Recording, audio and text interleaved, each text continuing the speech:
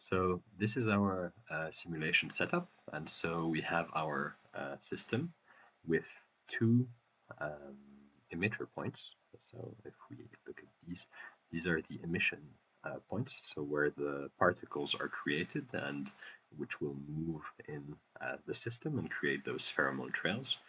Of course, then we have the food points, which are here, so the 3 food points, and those particles, so those slime particles, will start trying to get towards this food and create a network of resource passing through this. So we need to have an environment, and so we decided for this piece, for the little part, we decided to go with a spherical environment, and so this delimits the area where the system will take place, and so none of the slime molds will start going, well, of the particles will start going outside of the defined system, environment.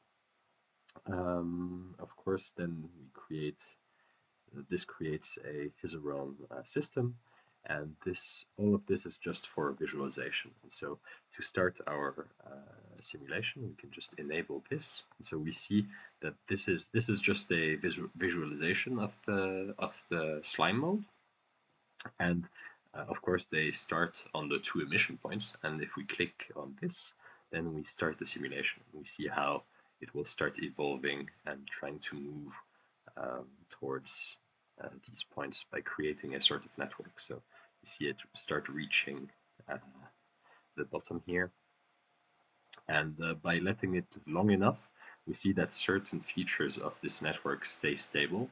And so in this case, because it's kind of a simple system, and we haven't set any settings here specifically, even though we could, because the settings work quite well for this. And so we see that by giving it a certain time, certain features stay stable, and then the rest of the network will continue growing. In this case, we're not sure that it will ever reach this point, but so for example, each of the particles have a velocity and stuff like that. So if they reach closer and closer to the food point, it might also be that they start detecting it. Also, they have a certain density, and this density might lead to the death of those particles if they stay too close to each other. And so it automatically kind of creates this evolving environment of points and motion. And so we see that this actually starts resembling quite a lot the piece that is hanging in between. We call it the virus, the little virus piece.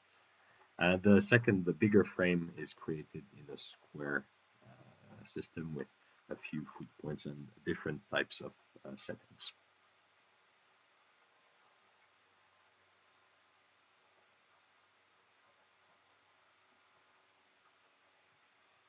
We've reached kind of a stable point now in the system. All of the food points have been reached. There's only a certain type of random motion that is still existing.